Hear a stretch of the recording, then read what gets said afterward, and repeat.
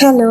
അപ്പോൾ ഇന്നൊരു അവധി ദിവസത്തെ വീഡിയോ ആണ്. അവധി ദിവസം ആയതുകൊണ്ട് തന്നെ കുറച്ച് പോർക്ക് കിട്ടി. അപ്പോൾ അമ്മയും അച്ഛനും കൂടി ആ പോർക്ക് വെട്ടി കഷ്ണങ്ങളാക്കി എടുക്കുന്നുണ്ടായിരുന്നു.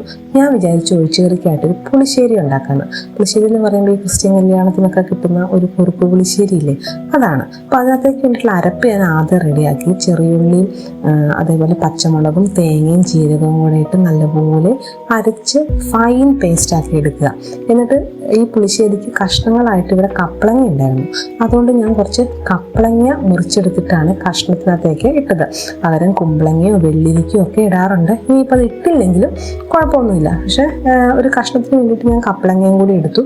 കപ്പളങ്ങയും പച്ചമുളകും കൂടി ഉപ്പും മഞ്ഞൾപ്പൊടി ഇട്ട് വേവിക്കാൻ വെച്ചു. അപ്പോഴാണ് അമ്മ പറയണത് പോർക്ക് വെന്ത് കിട്ടാൻ സമയം എടുക്കും, ഗ്യാസ് പെട്ടെന്ന് തീർന്നാലോ വിറകടുപ്പിലുണ്ടാക്കാമെന്ന്. പിന്നെ ഞാനും അച്ഛനും കൂടി വിറകടുപ്പ് കത്തിക്കാൻ തുടങ്ങി.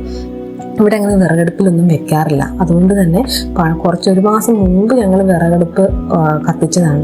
അത് കഴിഞ്ഞ് പിന്നെ ഫുള്ള് മഴ നനഞ്ഞ് കിടക്കായിരുന്നു. അപ്പോൾ അതുകൊണ്ട് കത്തിച്ചെടുക്കാൻ കുറച്ച് പാടായിരുന്നു. കുറേ പേപ്പറും ചിരട്ടയും ചകിരിയൊക്കെ വെച്ചൊരു വിധത്തിൽ കത്തിച്ചെടുത്ത് ബീഫ് അടുപ്പത്ത് കയറ്റി വെച്ചു. എന്നിട്ട് ഞാൻ നേരെ പോയി ബാക്കി പുളിശ്ശേരിയുടെ കാര്യങ്ങളൊക്കെ നോക്കി.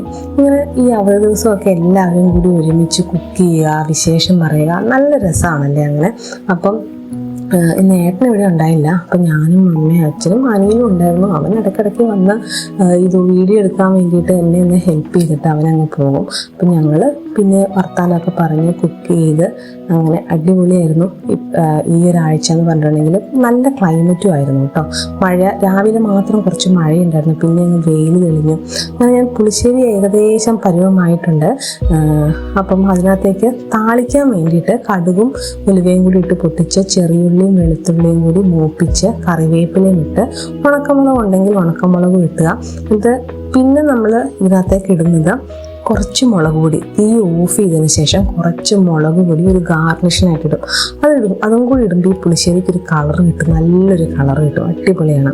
ഇവിടെ നമ്മുടെ പോർക്ക് വെന്ത് വരുന്നുണ്ട്. തേങ്ങാക്കൊത്തും ഉപ്പും ഇട്ടിട്ടാണ് ഈ പോർക്ക് വേവിച്ചെടുക്കുന്നത്. ഈ വെന്ത് വരുന്ന പോർക്കിൻ്റെ നെയ്യ് ഊറ്റിയെടുത്തിട്ട് മസാലയൊക്കെ ഇട്ട് വരട്ടിയെടുക്കും. അതാണ് ഇവിടെ ചെയ്യുന്നത്. അത് കഴിഞ്ഞിട്ട് പിന്നെ ഞാനൊരു അച്ചാറുണ്ടാക്കാമെന്ന് വിചാരിച്ചു. ഇവിടെ കുറേ ബീട്രൂട്ടും ക്യാരറ്റും കുറേ ദിവസമായിട്ട് ഫ്രിഡ്ജിലിരിക്കുന്നുണ്ടായിരുന്നു. ഈന്തപ്പഴം ഉണ്ടായിരുന്നു. എന്നാൽ പിന്നെ ഈന്തപ്പഴവും ബീട്രൂട്ടും ക്യാരറ്റും ഒക്കെ വെച്ച് അച്ചാറിടാമെന്ന് വിചാരിച്ചു. അങ്ങനെ അച്ചാറും ഉണ്ടാക്കി. ഇത്തവണത്തെ സൺഡേ അടിപൊളിയായിരുന്നു. എല്ലാവരോടും വിശേഷങ്ങളൊക്കെ പറഞ്ഞ് കളിച്ച് ചിരിച്ച് കുക്ക് ചെയ്തിട്ട് അടിപൊളിയായിരുന്നു.